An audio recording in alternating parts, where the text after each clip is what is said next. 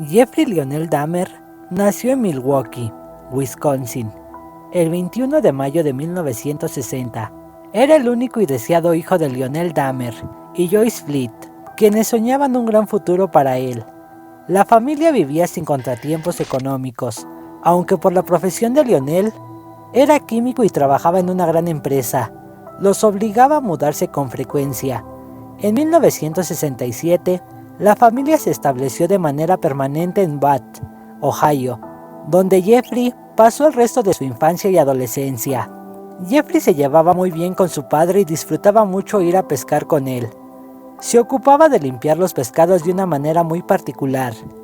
Los abría por la panza y se quedaba observando cómo morían antes de sacarle las vísceras. A los 10 años ya tenía una colección de piezas diseccionadas en formol, armada con animales muertos que recogía en una ruta cercana a su casa. Los llevaba al patio y los abría para estudiar su interior. Uno fue un perro grande que encontré en la ruta.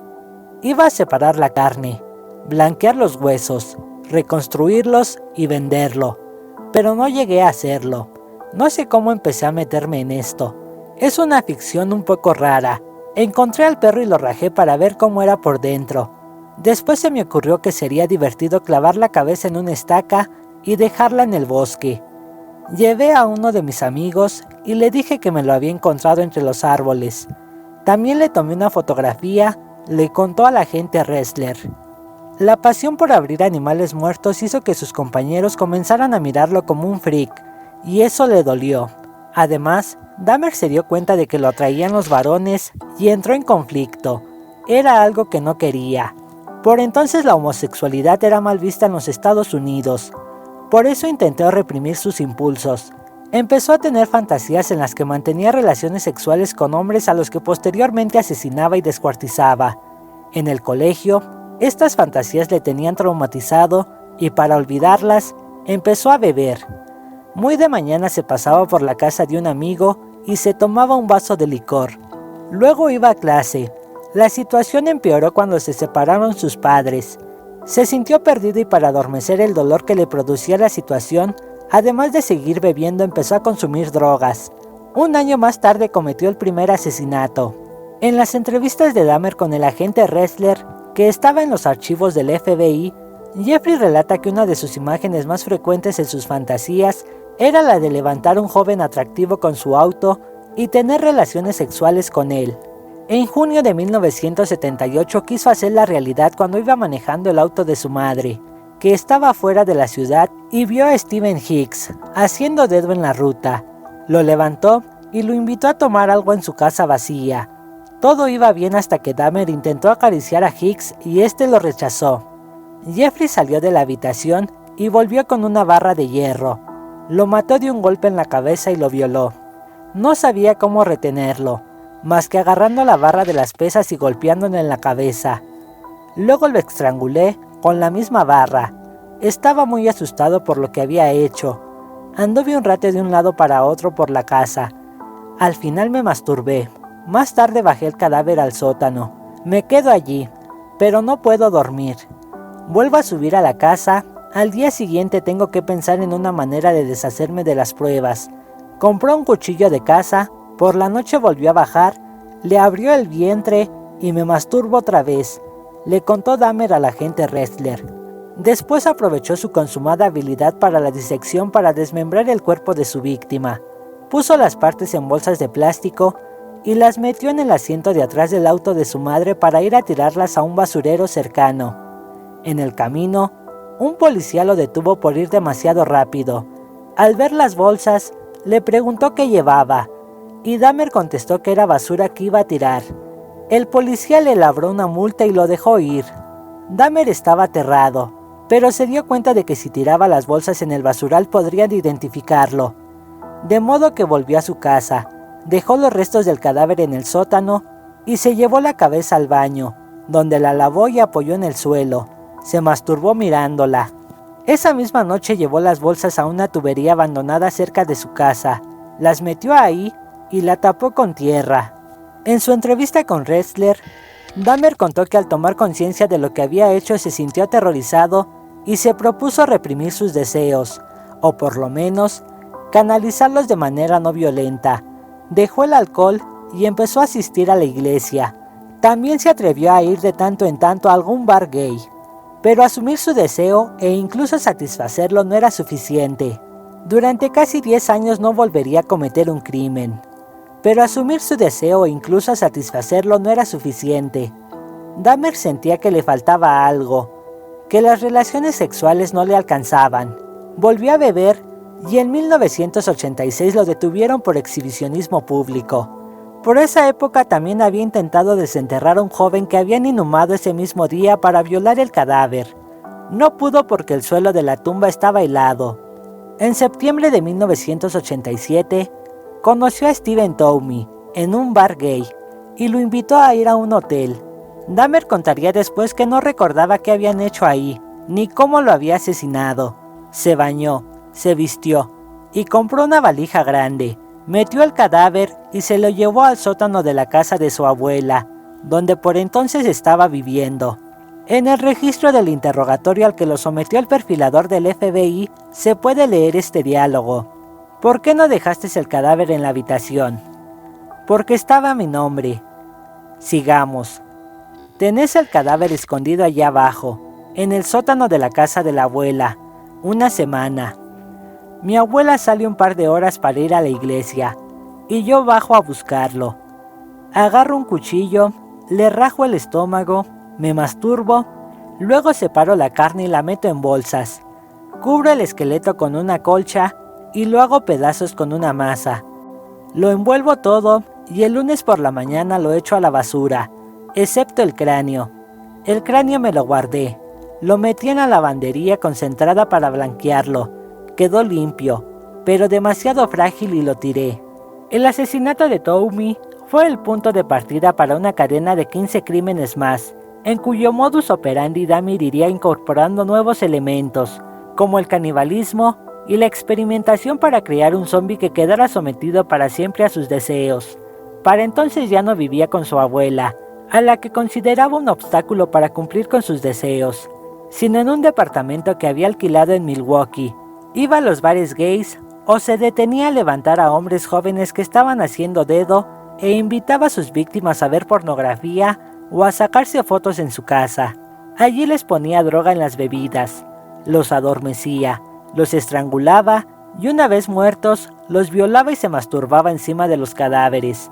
Después sacaba fotos del cuerpo y de cada etapa del proceso de desmembramiento. En los últimos crímenes, también llegó a cocinar y comer el corazón o trozos de los músculos de sus víctimas. Guardaba las fotos y los cráneos, lo demás lo descartaba. En 2 ocasiones intentó transformar a sus víctimas en zombies, así lo confesó, para que se quedaran con él y dejaran que les hiciera lo que quisiera.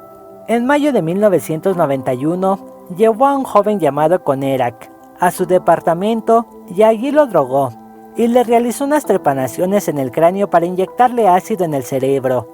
La víctima quedó inconsciente, pero respiraba, y Dahmer creyó que había conseguido realizar una transformación exitosa. Tendría su tan deseado zombie. Quizá para celebrarlo, salió de su casa para comprar whisky en un negocio cercano.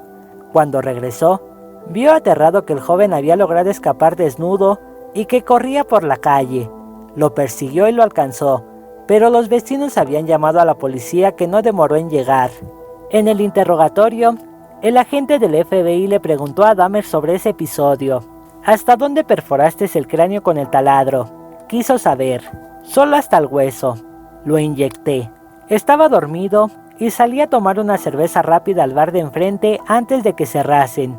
Cuando volvía, lo vi corriendo por la calle y alguien había llamado a la policía. Tuve que pensar deprisa. Les dije que era un amigo mío que se había emborrachado y me creyeron. En la mitad de un callejón oscuro, a las 2 de la madrugada, con la policía a un lado y los bomberos al otro. No podía ir a ninguna parte. Me pidieron el carnet de identidad y se los enseñé. Trataron de hablar con él y no entendieron qué les respondió. No había rastro de sangre. Le examinaron y se creyeron que estaba completamente borracho. Me dijeron que me lo llevara adentro. Él no quería entrar, pero entre 2 agentes lo subieron hasta la puerta del departamento. De haber entrado con ellos, los policías se habrían topado con varios cráneos en una repisa y con el cadáver de otra víctima en una habitación. Dahmer asesinó a su víctima esa misma noche. Salvo los cráneos que guardaba como trofeos, Dahmer se deshacía de los cadáveres de diferentes maneras.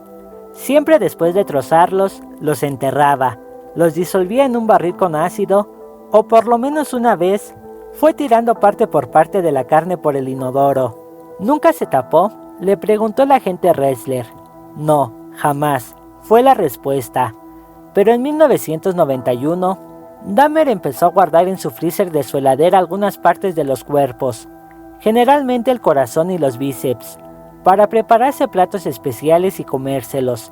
Era una manera de que sus víctimas no lo abandonaran del todo. En los registros del interrogatorio de Ressler se puede leer cómo ocurrió que empezaran a comer cadáveres. Mientras desmembraba, guardé el corazón y los bíceps. Los corté en pedazos pequeños, los lavé, los metí en bolsas de plástico herméticas y los guardé en el congelador. Buscaba algo más, algo nuevo para satisfacerme. Después los cociné y me masturbé mirando la foto. La segunda vez que a Dahmer se le escapó una víctima no tuvo la misma suerte que la primera vez. El 22 de julio de 1991, un hombre al que después se identificó como Tracy Edwards logró salir esposado del departamento del carnicero de Milwaukee. En esta ocasión, los policías sí entraron a la vivienda. Lo que encontraron consta en el informe policial: decenas de fotografías de cadáveres, manchas de sangre en las paredes, restos de huesos humanos, 7 cráneos barnizados y una cabeza fresca en el congelador de la heladera.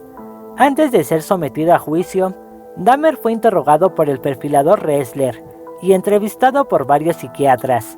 Los informes coincidieron en que estaba enfermo, por lo que en la primera instancia se le declaró culpable con el atenuante de enajenación mental y se le envió a una cárcel especial para enfermos psiquiátricos. La sentencia fue apelada por la Fiscalía del Estado y en un segundo juicio, en febrero de 1992, Jeffrey Dahmer fue condenado por un jurado a 15 cadenas perpetuas consecutivas, unos 900 años de prisión. El caníbal de Milwaukee fue a parar al Instituto Correccional Columbia, en la localidad de Portage, donde al principio se le tuvo separado del resto de los presos. Acosado por la soledad, Dahmer pidió que lo enviaran a un pabellón común y se lo concedieron. El 28 de noviembre de 1994, limpiaba el gimnasio de la cárcel con Christopher Scaber, un esquizofrénico, y con Jesse Anderson, culpable de asesinar a su esposa. Estaba en eso cuando Scaber empuñó una barra de metal de la sala de pesas y lo mató a golpes en la cabeza. Cuando le preguntaron a Scaber por qué lo había matado, respondió: se pasó de la raya, con los prisioneros y con el personal de la prisión. Algunas personas de aquí están arrepentidas de lo que hicieron, pero él no. Por eso lo golpeé con la barra. Casualidad o destino, Jeffrey Dahmer murió de la misma manera que, 17 años antes, había cobrado su primera víctima. Y bueno amigos, hasta aquí el video. Si les gustó, no olviden dejar su pulgar arriba y compartirlo con algún amigo si es que lo desean. Activar la campana de notificaciones para que se les avise cuando subamos un nuevo video. También no olviden suscribirse a este canal. Por mi parte, esto sería todo. Nos vemos. Hasta la próxima.